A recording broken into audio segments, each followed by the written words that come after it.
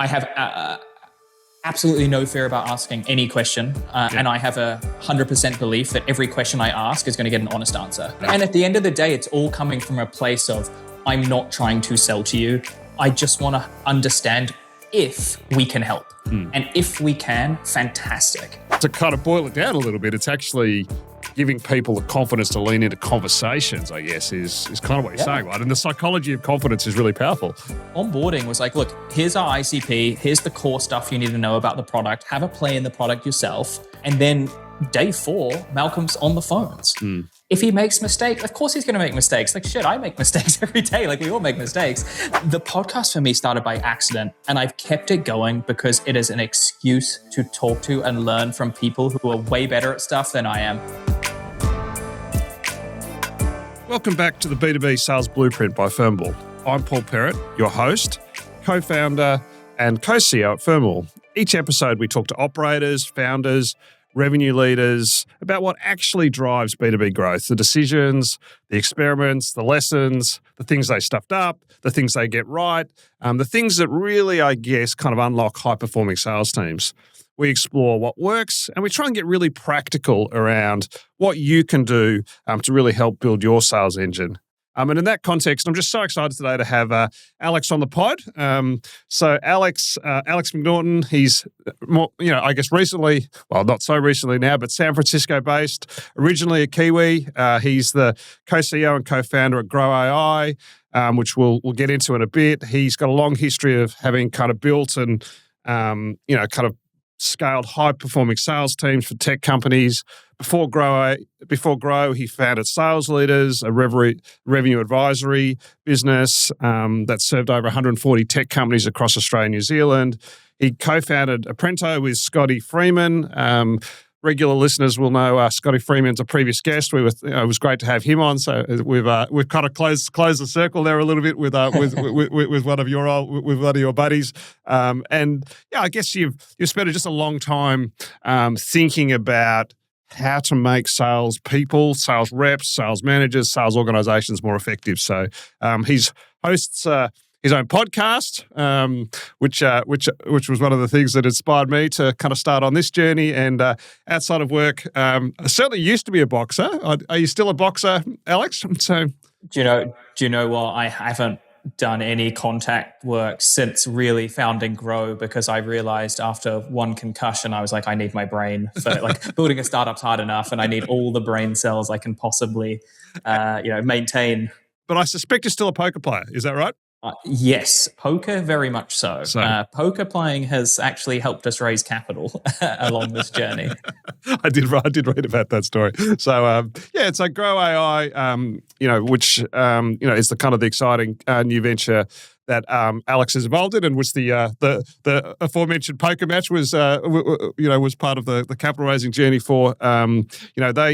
This company behind Taylor, they're an AI teammate that builds and runs your sales system and coaches through your day. I guess one of the reasons I was super excited to chat to Alex is I think you're at the forefront of how AI is changing the shape of sales orgs and the role of sales reps and sales management. And so I just think that's just super interested to get your perspective on that. So, but before we kind of jump into the whole world of kind of AI, I guess maybe casting back a little bit, you've thought a lot about, I guess, sales rep performance. What is it? And, I was reading some of your stuff last night, and you talk about that, the stats around 44% of reps hitting target, 11-month average tenure. What's, in your, having thought about it and worked in this area for a long time, what's driving that? Is it hiring, onboarding, poor sales management?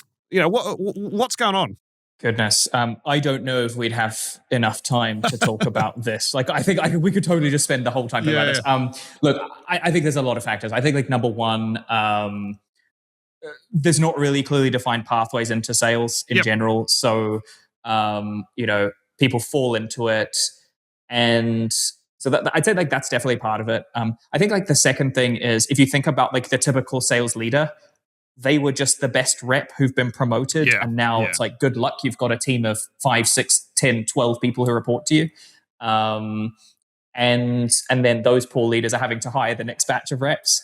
So it sort of becomes a bit of a compounding problem in that no one shows those people how to manage and build and lead a team. And then maybe, the final thing, if we're just trying to keep this to a relatively short answer, is the job has changed quite a lot, even just in the last few years. The demands and expectations of the role, throw a new technology into the mix, and even just the profile of the person who is successful in sales today, I believe, is quite different to who was successful in sales, maybe 5 years ago. So all of that compounds, and you end up with the stats that we currently see. Yeah, I was going to dig into that a little bit later, but I guess double clicking on sales hiring for a second, and you just made the comment that I think the profile of the roles changed, which I couldn't agree with more. Like, how do you think in this world of AI, what do you look for that's different? Like, so you're hiring a sales rep now versus 5 years ago. Like, practically, what are you looking for that's different, do you think? So I was actually talking about this morning. I had a guest on my podcast, and we spoke about this. CRO of a company, Sweet Files, a longtime friend, customer, and I'm going to completely steal, which is why I've named him Dan Roth. I'm going to completely steal what he said because it was bang on. Back when we were all coming up in sales, and I'm a bit younger than you, but I think it was the same. Really, it's like if you were organized. If you were organized and fairly disciplined with your CRM hygiene and your follow up and just did the fundamentals well, you'd find some level of success. You might not be the crazy top performer, but you'd do all right. You'd make a good living. Now throw in a new technology that kind of does all of that for you. The bar's just been raised for what you need to do to be a really successful rep in 2026 and beyond. And what does that practically look like? I'll tell you what we look for is the builder kind of DNA. It's people who can think critically, who can just solve a problem themselves without having to ask for someone to solve it for them. It's the person who's going to go in and spend time with an AI trying to figure out a fix before they bring in someone else to help them.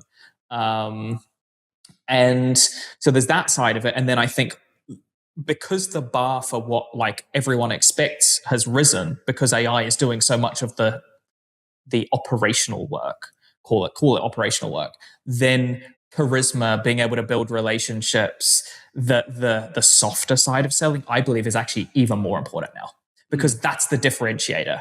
If everyone else can send a follow-up email that looks pretty good, and if everyone else is pretty prepared, and everyone else's CRM is clean, then what's going to distinguish you from the other reps who have access to similar levels of technology?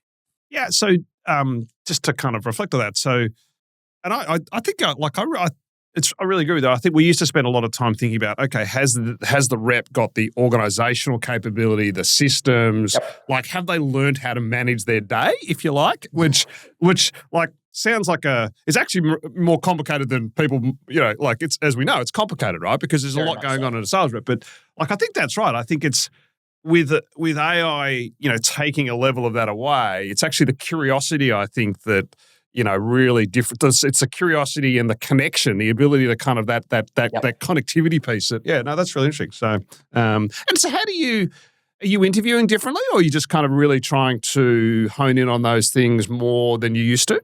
Yeah, one of the things that we ask everyone, irrespective of the role now, is what have you built recently? And we're looking for people, whether it's in personal or professional life, are they systems thinkers? Have they identified a problem and built a solution from start to finish? And I don't think you'd ever have asked that question to a salesperson a couple of years ago. You wouldn't be looking for them to have built their own product or their own system, or whereas now we look for that. Look outside, so we look for that plus evidence of that throughout their career, and when we're doing reference checks and so on.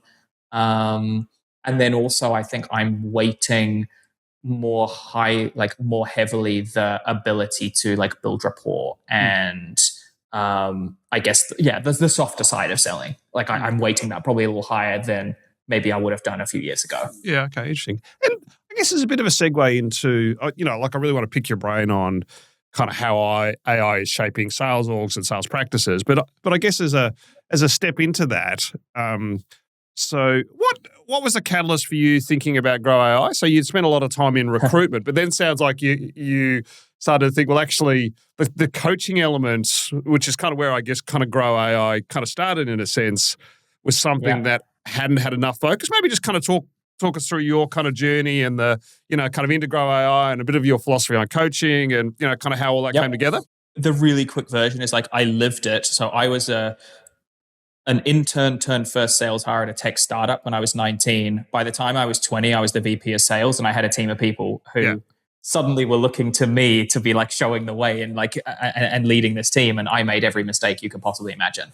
So I kind of lived that, like I lived it in that sense, and then through subsequent roles. And then when I flipped into doing like advisory consulting type work, and then also co-founded Apprento, then I was like seeing these problems again and again that, one of the first things that every sales manager, sales leader drops is coaching, because there's just too much to do every day. And the way I describe it now, and the way Grow has like ultimately grown to, excuse the pun, is, building a high performing sales organization is one of the hardest operational challenges in business. There are countless jobs to be done every day, and those jobs fall across people that have too much on their plate already. And that's why we, initially the first like small wedge we started with was with coaching, because that was one of the first jobs that just falls by the wayside. But as, our team's grown and our capabilities grown, now we describe what Taylor does, our AI teammate, as, she builds and runs the operational systems for your sales organization and can do all sorts of different jobs across the sales org. And, so that all of those things that were slipping through the cracks and that weren't getting done, whether that was CRM hygiene or coaching or, sales to CS handover or whatever it might be, making sure that that's all happening consistently and reliably every day. So I guess kind of, now kind of clicking through into that. So how is in your mind, and so you're obviously living this with Grow and with, and, kind of the way you've kind of built Taylor.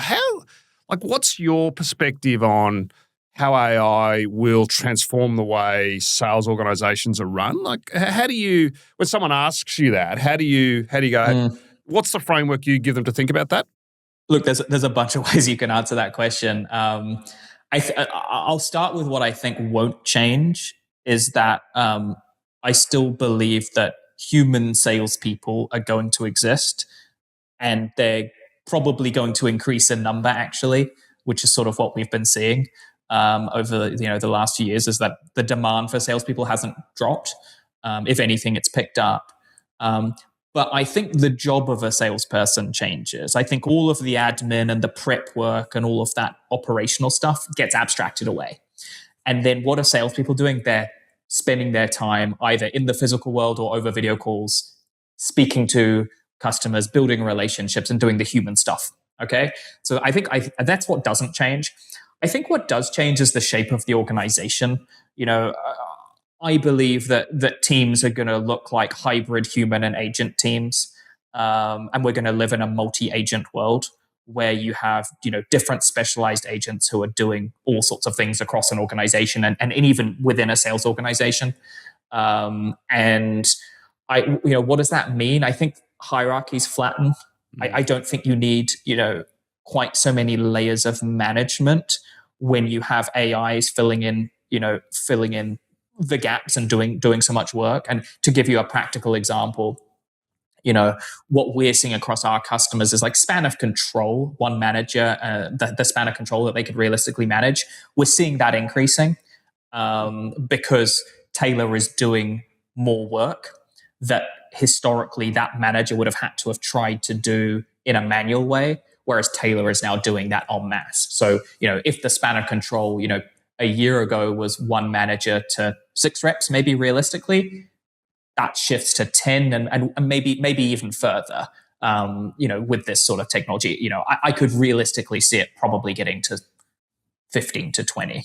I guess the other thing that I find really interesting, and I know you've talked a lot about as well, is if you cast back, people go, well, what's the role of a sales leader? It's to hire and motivate and focus your team, right? Whereas in a way now, a sales leader has to be a systems thinker. Like, I think this kind of the skill set for the sales leaders really changed. So, yeah, and I think I suspect, share a very similar philosophy that, AI really raises the bar in how you have to think about your system, because it's less about point solutions creating noise. It's actually, how you make sure that your reps are having more conversations. So I guess talk us through your perspective on, whether you agree with me, and then like what is, when we talk about AI kind of sales system design, like what does that mean? Like, how do you think about that? Is it's not just the people, and it's much broader than that now. Is that the right way to think about it?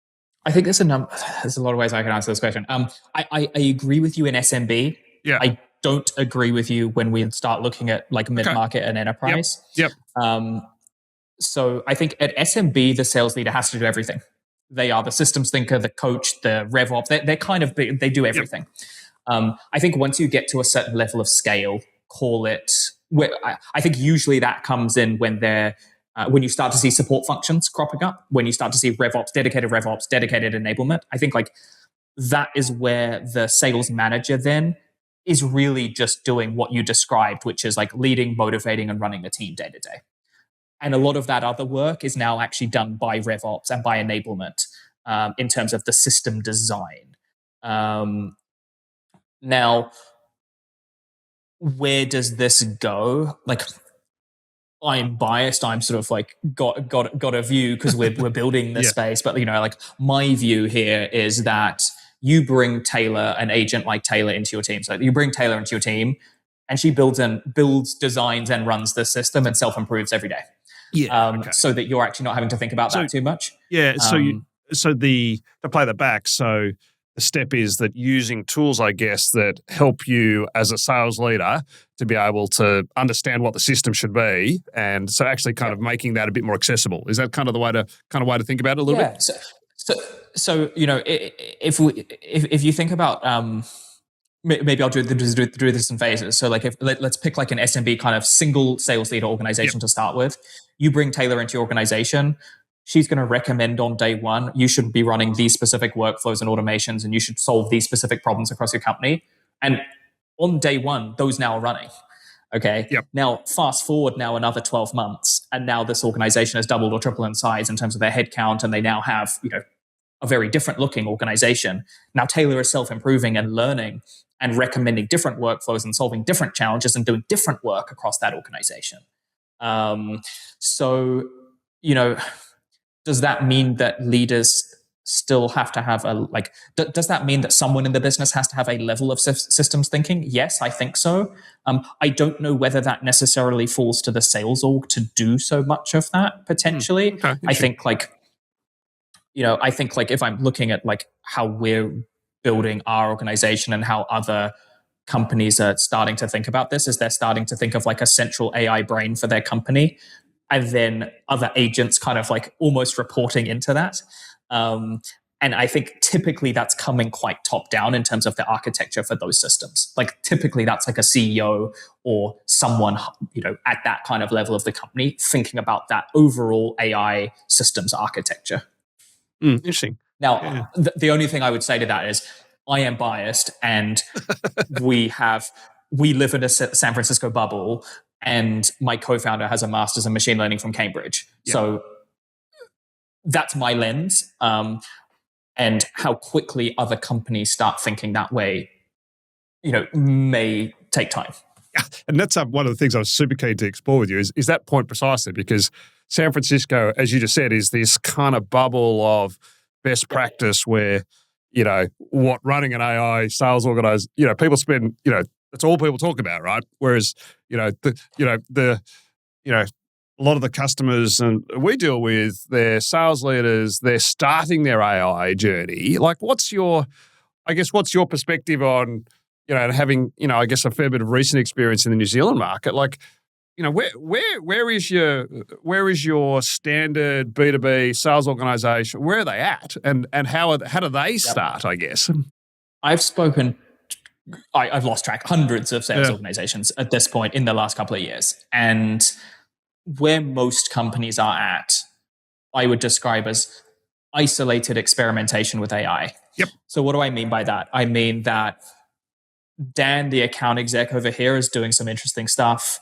Their RevOps lead is doing some cool forecasting stuff over here. And, Jeanette, the sales manager, has got a cool Claude automation that she's run. None of that talks to each other. There's no visibility, no centralization. It's not compounding daily. That is where 99% of sales organizations are currently at with AI, plus whatever kind of, call it AI features that their existing SaaS providers have added. That's where we meet almost every single one of our customers.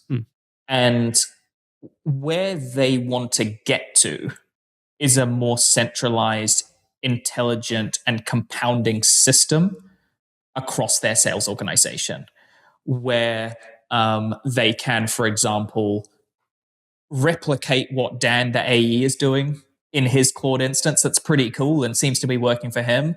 But they want to replicate that across 30 of their reps and have some control and consistency and make sure it's reliably running every single day and tied into their existing systems that they use in their business. That is kind of, I think, the journey that a lot of companies are going to be going on over the next year is how do we go from, cool, AI does some cool stuff. It saved us some time.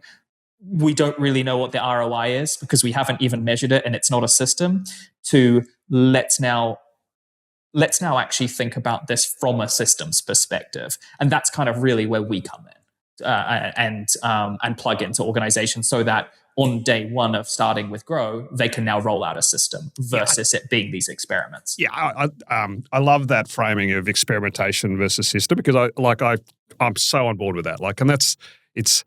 There's a lot of experimentation happening, but it's kind of siloed and it doesn't compound. I think that's a really good framework, is central, kind of central intelligence, compounding, starting to move the organization. And I guess that's a little bit where I was thinking about.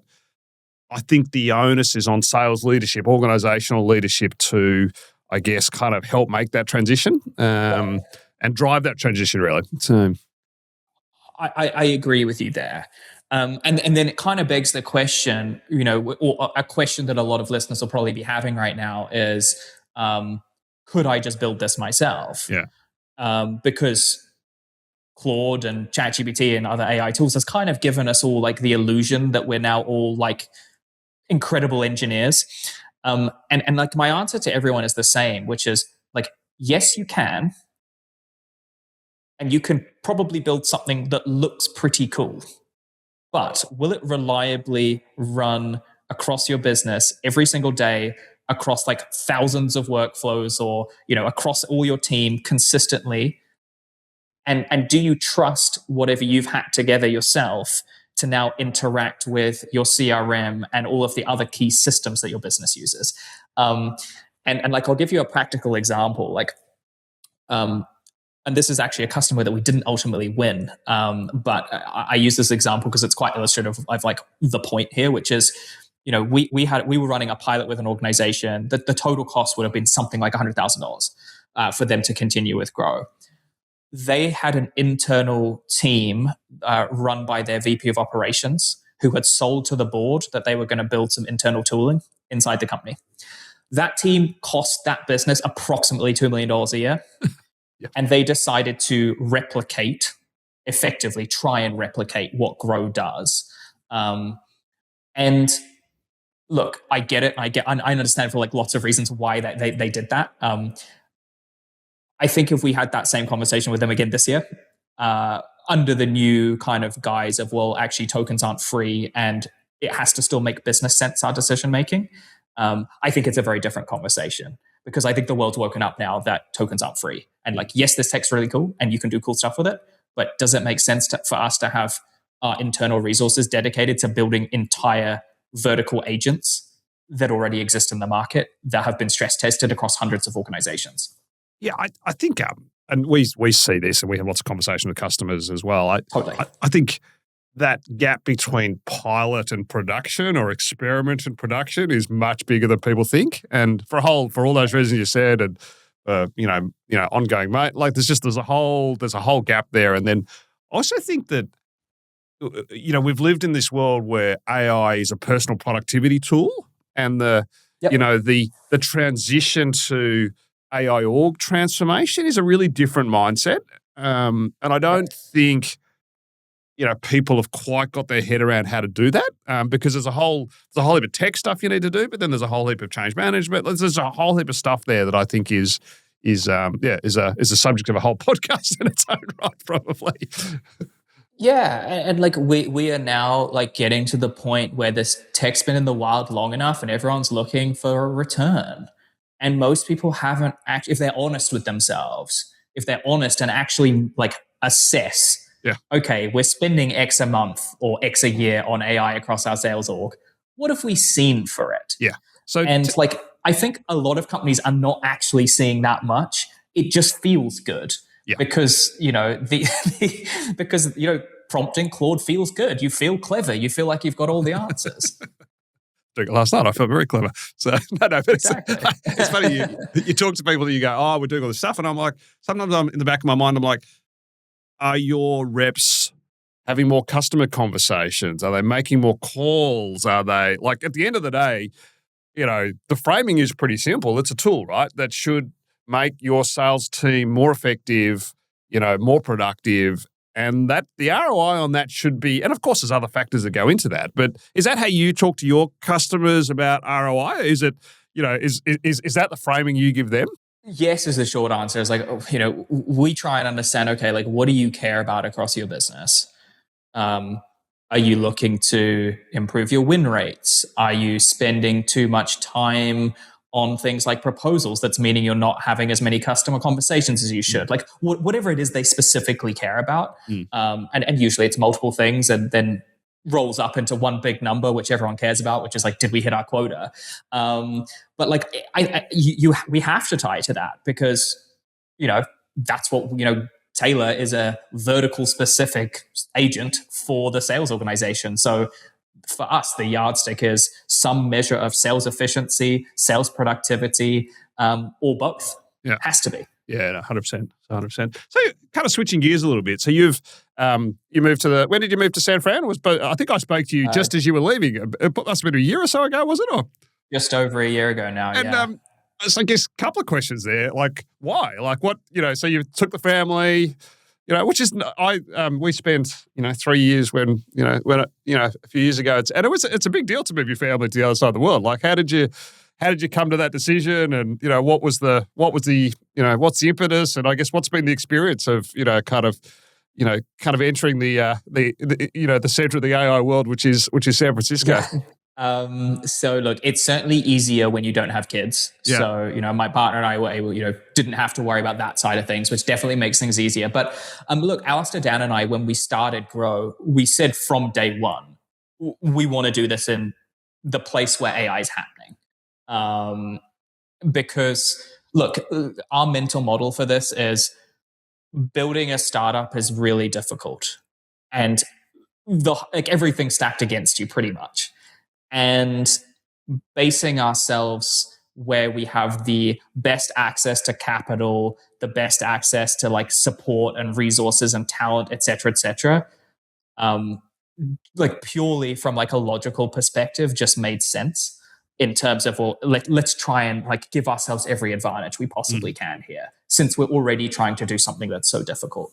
So that was really the mental model for it. And part of that was informed by, mentors that we have who had kind of been there, done that, built a public company and kind of, done exactly that, been a Kiwi and moved to San Francisco and done the thing. And you've still got the dev team back in New Zealand, or have you got the whole? Yeah, okay. So kind of go to market effectively in SF and kind of tech product in New Zealand. Is that how you guys are thinking about it? Pretty much. So we've got go to market, but everything customer facing, go to market, operations, and then all founders here in San Francisco.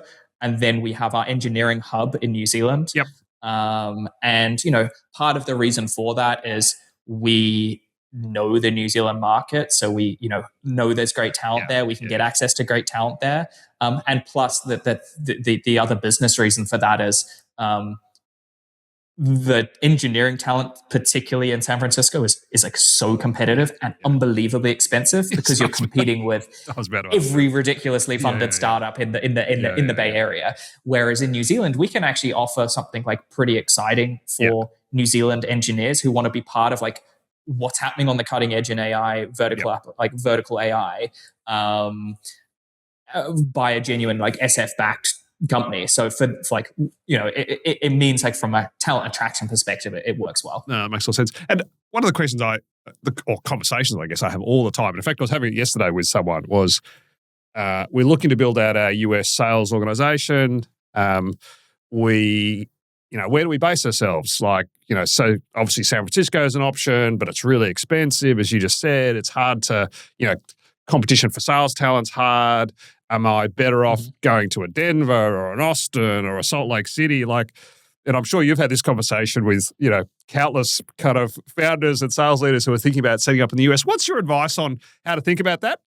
I think it depends like on the goal, right? Like I can only speak for like our experience, and our experience was we flipped up the company to a US org and we operated like a US org from pre-seed onwards. So we raised our pre-seed. Our lead investor was a San Francisco investor. We did our seed round start of this year. Again, like almost all US investors. So if you're I guess if your reason for basing the sales team is because all of your customers are in and around San Francisco, then sure, that makes sense. Yep. If your reason is because you want a genuine US presence because you're going to be raising capital in the US and it makes sense to have a presence in San Francisco, again, that probably makes sense. If neither of those are true, then maybe it makes more sense to use a slightly cheaper, city where you can get, lower cost talent and still great talent. So yeah, I think it comes down to like, what are you trying to achieve with your with your US office? And do you, I guess your most of your deals will be done kind of remotely, I guess. So, that's the like kind of the almost all of them. Yeah, almost all of them. We went for we wanted specifically an in-office culture here in the US office. So we are hiring all of our go-to-market team here in office in San Francisco. But yes, like most of our sales motion is done remotely. Yeah. So why in office? Surely in this new world that it doesn't matter. I've done a lot of my career remote, and like there's some serious benefits to it. But when it comes to building and iterating and moving fast, there's something different about just having like a room full of people who are collaborating. Yeah. You just move faster, and you work harder. Like I don't want to leave the office when I can see Tanya, my growth lead, and she's still here at 7 p.m. and she's still hustling. Like maybe I'm a little tired. No, I'm the founder. I'm staying now because I'm the founder. And, it just kind of creates that. And, Alistair's still here. It's 8 p.m. Well, maybe I'm going to stay here till 9. It kind of creates, and I know that sounds maybe a little unhealthy, but like it does kind of just create this, I think it creates a bit of urgency. Like there's this kind of like camaraderie and an urgency. Yeah, that's the word. Thank you. Urgency. Yeah. No, I completely agree. And it's better for young salespeople too. Like that's the other thing I say to people. Like, sure, and I'm kind of with you. Like, there's lots of advantages in remote, but if you're a young sales professional, join a company that's got ambitious goals, that is all in, where you're sitting alongside a group of people who you are help shaping something, and you will learn so much. Yep. So I don't know. Totally. Our newest AE just joined, and it's day 7 for him. He booked his first meeting on day 7. Awesome. And like that wouldn't have happened. Like I guarantee that wouldn't have happened if he'd been remote. Yeah, like, it just would not have happened. So I guess good segue. Was that confidence or technique? So this is a topic that you've spoken a lot about. So good question. Look, a bit of both. I do believe though, when it comes to cold calling, that confidence and how you sound is more important than what specifically you say.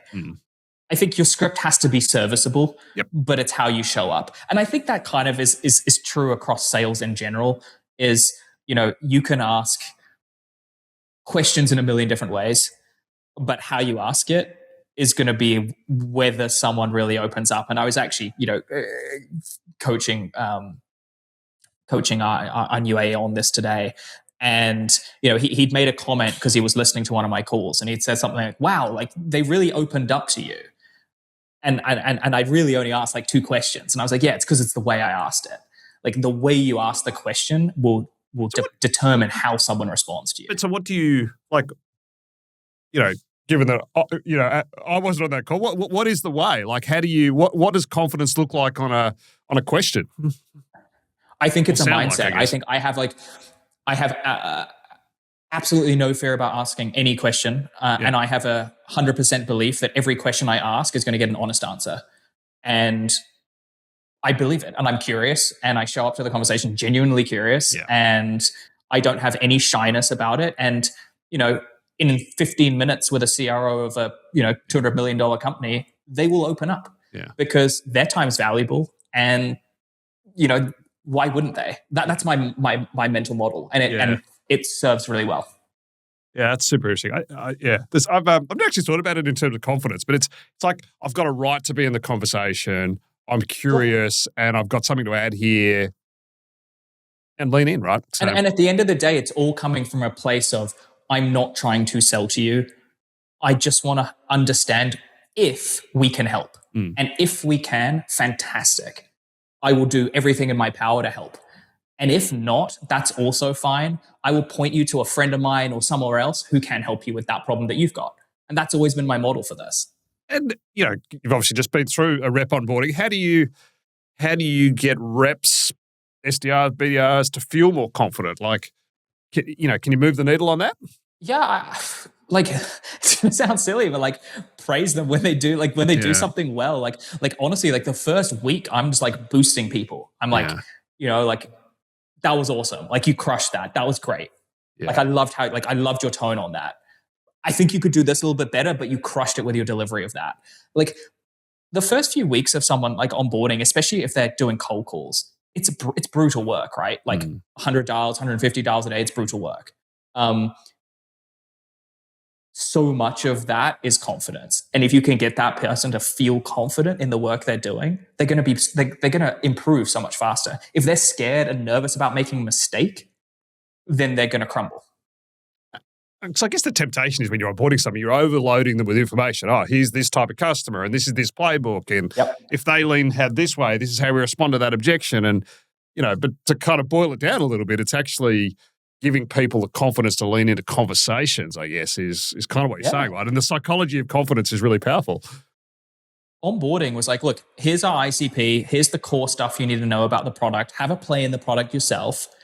And then day 4, Malcolm's on the phones. And if he makes mistakes, of course he's going to make mistakes. Shit, I make mistakes every day. We all make mistakes. Good. But he's going to do great because he doesn't, you don't need to know everything. I don't know everything about our product. There's technical things I don't know about our product, but I know the important things that our customers care about. And if I don't know something, I'll ask. That's okay too. You don't have to know everything. No, I love the framing around confidence. So you've been super generous with your time. So I've got a couple of quick questions. So just a bit of rapid fire, just to finish things off. So this one's a bit self-serving. So this is for me, less for less for the audience. So what's your biggest lesson as a podcast host, as someone who's kind of starting out on their journey? So what's your biggest lesson to me? Oh God, that's a good question. Look, I'm going to be so honest about this.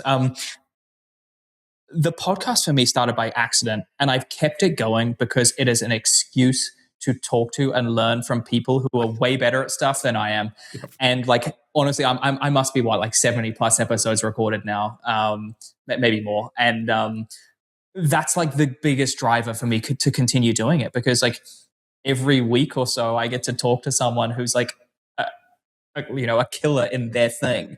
And it's just a learning journey. So I would say, to answer your question, what's the advice is just be curious and you're clearly doing that. So, I don't think you need much more help. That's very kind. So the other thing actually I think you do a really nice job on, which a lot of sales leaders kind of founders struggle with, is how to have a authentic kind of LinkedIn presence. What's your advice on that? I think you've got a really good LinkedIn game. What? Thank you. What would you say to people? What's your advice? How to think about that? Don't overthink it too much. Maybe just get started. Not every post is gonna go viral, and that's okay. But I think if you are passionate about something, that's a great place to start. Yeah. And also don't be afraid to share some personal stuff too, because I think, in all honesty, people care about that more than just all the thought leadership. And I think you can blend it all together, but sharing some more personal things every now and then will actually get people to care more than if you're just thought leadership. But yeah, just get started is honestly the advice. Make that switch from I'm a consumer of social media content to I actually produce content. Yeah, that is a bit of a mind shift, isn't it? So, and I think that your comment about authenticity is a really good one. Just, share yourself a little bit. People like that. So that's kind of my... Yeah, honestly, the best performing posts sometimes that I've done are like a picture in front of the Golden Gate Bridge talking about moving country, stuff like that. It seems a bit silly to share, and you kind of think, oh, no one's going to care about this. But I think most people have moved country or moved city, and they can empathize and relate to it. So, I don't be afraid of it. Okay. So most influential sales leader in your journey, and why? Goodness. I've had so many, my very first sales leader, really, I wouldn't be in sales without him. He got me into the profession. God, I had an amazing sales leader when I was at HP called Josh Hodgson, who kind of taught me the fundamentals and the basics.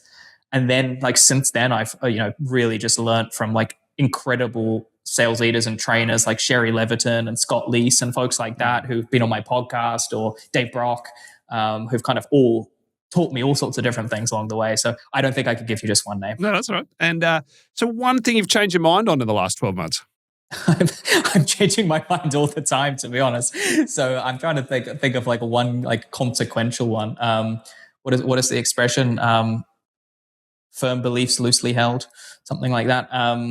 I'm going to pass. I don't have any good answer. I'm sorry. I have no good answer for that. I have a sense that, as you said, firm beliefs loosely held. I have a sense you're constantly thinking about stuff. And yeah, I think that given the rapid journey that, kind of grows on, I think you must be kind of re-examining things and, kind of discovering new things all the time. So it's kind of constant at the moment. So I couldn't give you one interesting one that would be interesting for the audience. Awesome. No, well, it's been just super to have you on. If people want to, I guess, kind of connect with you, learn more about Grow, pick your brain on stuff, chat about moving to the US, where's the best place to find you?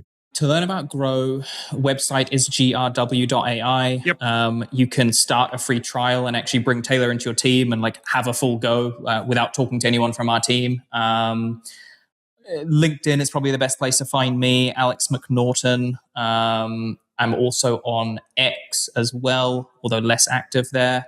That's probably the main ones. Awesome. Definitely, I look forward to dragging you out for a beer next time when I'm in San Francisco in September. So, but until then, thank you so much. It's been great to chat. It's been great being on the show.